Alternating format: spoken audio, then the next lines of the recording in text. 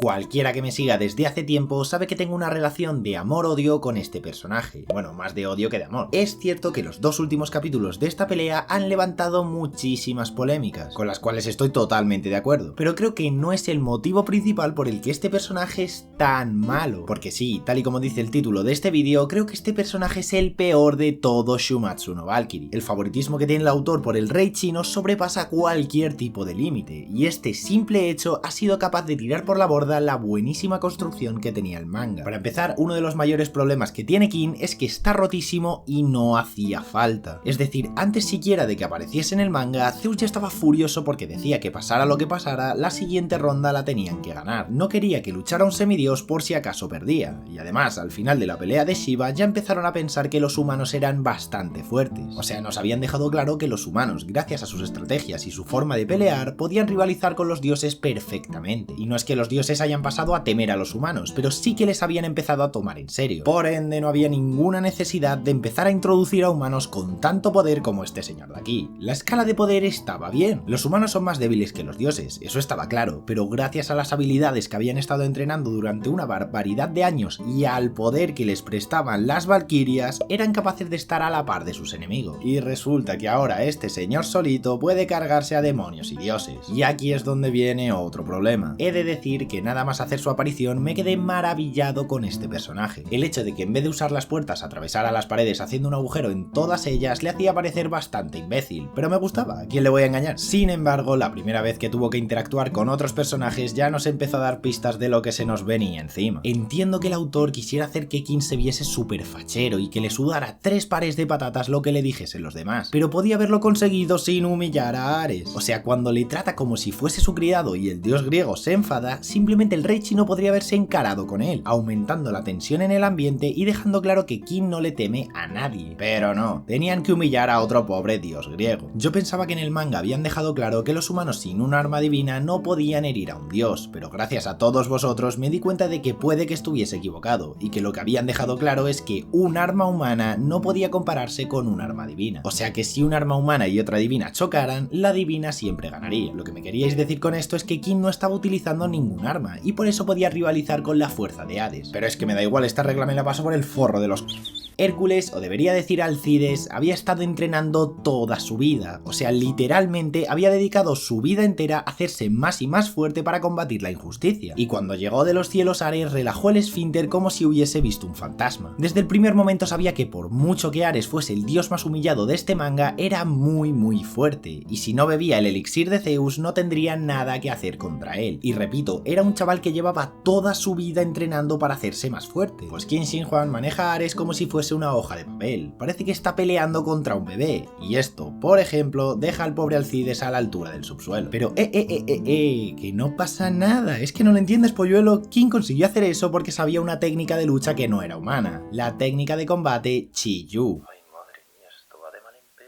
Resulta que el muchacho está tan sumamente roto porque en vida, que no es que haya sido capaz de mejorar una barbaridad sus técnicas una vez que murió como hizo Kojiro, sino que en vida se enfrentó con un dios demonio del que aprendió el estilo de combate que utilizaría en la arena de Shumatsu. Todo lo que acabo de decir está mal, está fatal. O sea, se supone que Kin es capaz de luchar de tú a tú con los dioses porque tiene la técnica Chi-Yu, pero ¿cómo es capaz de ganar a Chi-Yu para conseguir esa técnica? Entiendo que muchos piensen que el humano lo logró porque durante el combate es capaz de aprender esa técnica y al final derrotarlo con ella. Pero muchachos, ese combate duró 6 días. ¿Alguien me puede decir cómo es que un humano en vida, sin ninguna técnica divina, sin ningún bonus, es capaz de enfrentarse a un dios durante 6 días y encima ganarlo? Nah, lo de Kin en este manga no tiene ningún sentido. Es que el hecho de que utilice esta técnica para atacar a Hades y encima desviar sus ataques no solo hace que esté muy roto, sino que desprecia completamente el poder de su valquiria, porque no es que resista a los golpes de Hades por las sombreras que ha conseguido, es porque utiliza la técnica de Chi-Yu. Y para colmo, la primera vez que Kin no es capaz de parar una estocada de Hades, se nos revela lo que para mí es la peor característica sin lugar a duda que tiene el rey chino. Resulta que sus ojos tienen el poder de ver el flujo de ki de sus adversarios. Qué raro, un personaje en esta historia con ojitos mágicos, me lo cuentan y no me lo creo. El caso es que viendo esos puntos clave puede dirigir balas de aire hacia ellos y contrarrestar toda la fuerza del ataque de su rival. Hasta aquí todo bien, ninguna queja. El problema llega cuando quieren aparentar que ese grandísimo poder, porque para mí es uno de los poderes más rotos de todo Shumatsu, tiene también una grandísima debilidad. Y es que según nos cuentan en el manga, repito, no me lo estoy inventando, es literalmente lo que pone en el manga, cualquier herida que ve en otros se volverá suya. Anda y vete a tomar por...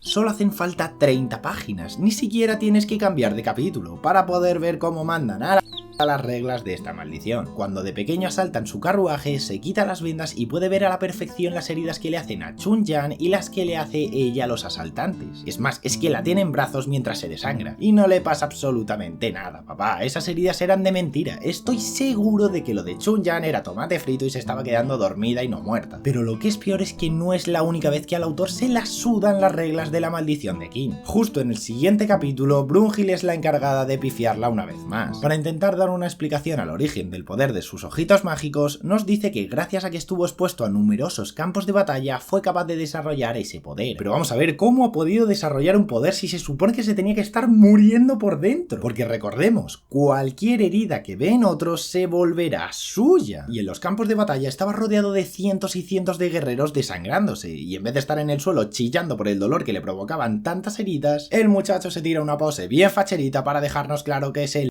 Amo. Y en este punto muchos me dijisteis: Polluelo, pero es que la maldición de King solamente reflejaba el dolor que sentían las personas como sentimientos. No era físico, sino más bien psicológico. Cualquier herida que ve en otros se volverá suya. Y lo peor es que este hueco argumental tira por la borda todos los poderes del humano. Porque recordemos que este hombre derrotó a un dios en una batalla de 6 días con la venda quitada. O sea que no solamente tenía que aguantar una semana entera peleando contra un dios sin ninguna clase de ayuda, sino que encima todas las heridas que realizara el dios también se deberían haber reflejado en él. Nada, no tiene ningún tipo de sentido. Pero es que la pelea sigue, y al poco tiempo nos revelan otro poder de su rival y acaba con su armadura completamente destrozada gracias a una estocada de Hades. Esto, aunque parece que carece de importancia, a mí me enfadó bastante, porque básicamente la implicación en esta pelea de la Valquiria fue completamente nula. O sea, nos habían presentado un personaje tan poderoso que resulta que el poder divino que le habían entregado no le servía para nada, porque recordemos que era capaz de revertir los ataques de Hades gracias al Chi-Yu, y le hacía perder toda su fuerza gracias a las balas de aire. Así que la Valquiria en esta pelea hasta este momento, y repito por desgracia, hasta este momento no había hecho absolutamente nada. Pero aunque la armadura estuviese destrozada y Hades estuviese a punto de ganar, todos nos habíamos dado cuenta de que a King le faltaba un estilo de combate por utilizar: la espada. Y muchos se preguntarían, ¿cómo utilizará ese estilo de combate? ¿Hará que las garras de sus manos se vuelvan súper afiladas y luchará con ellas como hizo con la lanza? ¿Sus ataques se volverán súper veloces de forma que Hades no pueda esquivarlos? Pues no, resulta que el estilo de combate de la espada no es más que eso, una espada. Y no una espada cualquiera, era una espada divina, puesto que se la entrega a su Valquiria. No puedo más, no puedo más, os juro que me parece increíble lo de este rey. Ya me quejé una barbaridad cuando a Kojiro le rompieron su espada y se convirtió en otras dos más. Pero bueno, como muchos me dijisteis, esa Valquiria tenía dos personalidades, una analogía que podían utilizar para crear dos armas distintas en su volumen. Pero es que esta Valquiria no tiene nada. Resulta que las Valquirias entregan su cuerpo para dar un arma divina al humano con el que se fusionan, pero si ese arma sufre daños da exactamente igual. Ya pueden destrozarla, hacerla pedacitos, lo que sea, que solamente sufrieran un pinchazo en el gemelo como mucho. Y esta Valquiria no se queda aquí, sino que cuando está destrozada tiene la grandísima idea de otorgarle otro arma más a King Shin Huan. O sea, ¿qué? Las Valquirias ahora no solo se convierten en un Volum, sino que pueden convertirse en todos los que quieran cuando quieran. Venga ya, el chino está rotísimo. Tiene un estilo de combate que aprendió de un dios al que mató en su propia vida. Un poder visual que es el contraataque perfecto para todas las técnicas de su rival. Y encima tiene una armadura divina que le protege de los ataques y una espada divina con la que atacar a su rival. Es que King, si perdía esta pelea, era para terminar con cualquier esperanza de la humanidad. Y obviamente, como el manga tenía que continuar, terminó ganando la pelea. Sinceramente, hay muchísimos momentos que me encantan de este personaje. No digo que esté todo mal. Su diseño me parece espectacular. Su historia es de mis favoritas de esta obra. La manera en la que utiliza todo su arsenal e intenta contrarrestar las técnicas de su rival me parecen dignas de admirar. Pero el gran problema de este personaje es que es increíblemente poderoso. Y esto, aunque parezca que no, afecta muchísimo a la poca trama que tiene esta obra. Desde la primera ronda se nos quiso dejar claro que los humanos son muy inferiores a los dioses. Aunque Lubu utilizara todo su arsenal y sorprendiese a los lectores, al final Thor ganó su combate sin apenas despeinarse. En ese momento yo por lo menos pensé, qué bien que esta obra es más o menos realista. Por muy fuertes que sean los humanos, a no ser que utilicen estrategias fuera de lo común o que desarrollen habilidades muy fuertes, no tienen nada que hacer contra un dios. Y según continuaba leyendo el manga, me daba cuenta de que estaba en lo cierto. Pero llegó este señor de aquí y tiró por la borda lo que más me gustaba de Shumatsu no Valkyrie. Que sí, que al final King pensaba estrategias para poder acabar con su rival, que fue muy inteligente por su parte lanzar una bala de aire al vidente para poder atacarle por sorpresa. Pero recordemos que durante todos los capítulos anteriores, el que se estaba viendo muy superior era él. Básicamente, aunque no le hubiesen entregado un Volum, podría haberse enfrentado de tú a tú con uno de los dioses más poderosos de todo el Valhalla. Y el hecho de que consiguiese acabar con un dios en vida sin ninguna ayuda divina abre la puerta a personajes como Nostradamus, que mucho me temo lo que se nos viene encima. Creo que la introducción de personajes tan poderosos de por sí hace que la serie empeore muchísimo, porque en retrospectiva, si nos fijamos en el poder de los luchadores de la humanidad anteriores, son para reírse hasta llorar. Soy un polluelo y nos vemos en el siguiente vídeo.